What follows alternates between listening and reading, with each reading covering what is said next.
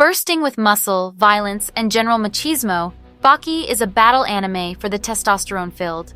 If you are looking for something equally as vicious, then this video is for you. As with each of our videos, and because no anime can be 100% similar, we're going to classify the main strengths of the Baki anime into 3 parts. First, the anime with underground fighting. Second, the anime with furious mukul. Finally, the anime with characters small but tough. For fans of underground fighting, Kengan Ashura. While many business deals are settled through contracts and meetings in the boardroom, since ancient times, many merchants in Japan have had another way to settle business disputes: Kengan matches. In the underground merchant world of Kengan Ashura, businesses ranging from smaller shops to mega corporations settle disputes and make business deals through gladiatorial barehanded fights in the arena. However, the competitors aren't the businessmen, but rather a series of proxy warriors. Every business scouts powerful fighters to field in Kengan matches in hopes of claiming profitable victories. Tokita Uma is one such prospective Kengan fighter.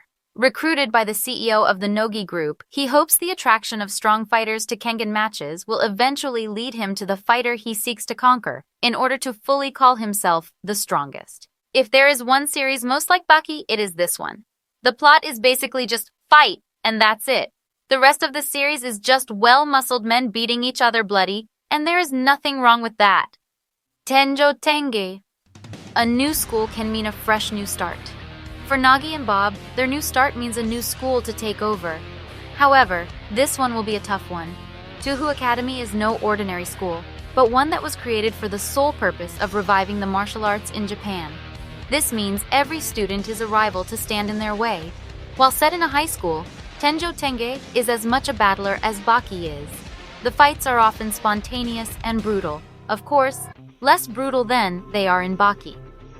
Megalobox. Megalobox is an underground sport in which fighters utilize mechanical limbs that augment the power of the fighters. Junk Dog, despite big potential, needs money and makes it by throwing matches. However, after he is defeated by a champion in disguise, he is presented with a challenge to fight his way up to fighting him again.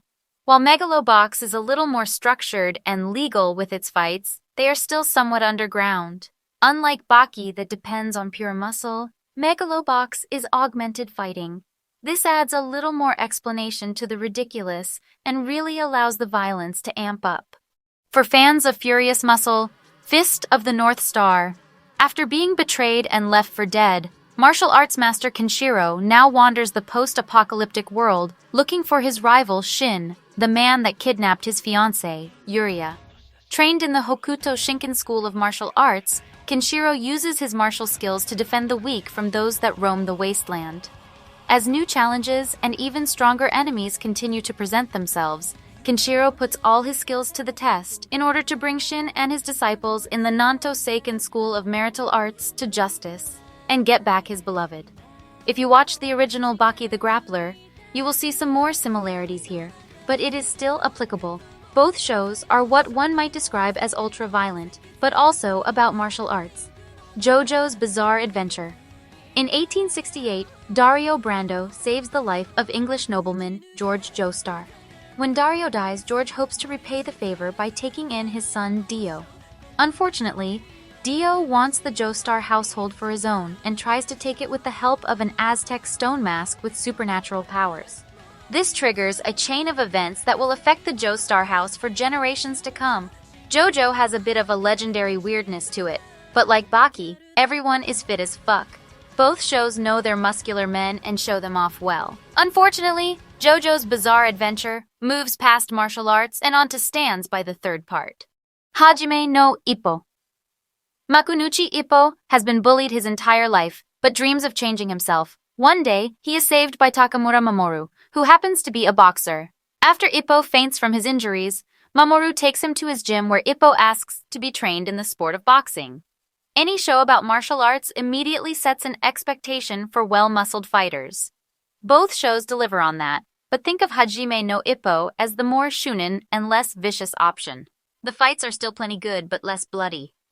For fans of small but tough, Hinomaru Sumo. Ushio Hinomaru is a new student, small of stature and body. However, he appears before the sumo club of his school and wishes to join. Although all the other members are big men, the sumo club is hardly renowned.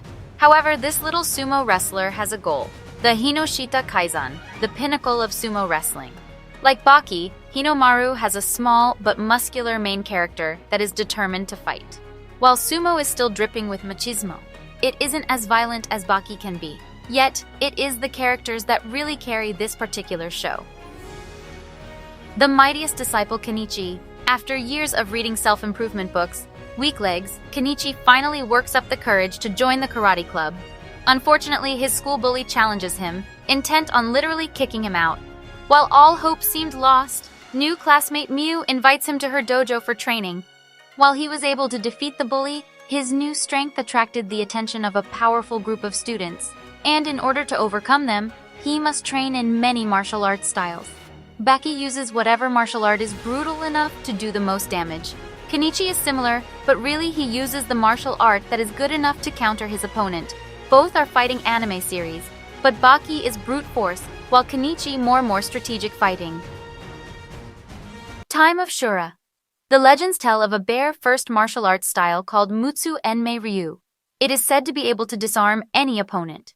This is the tale of 3 generations of Mutsu users and their struggles.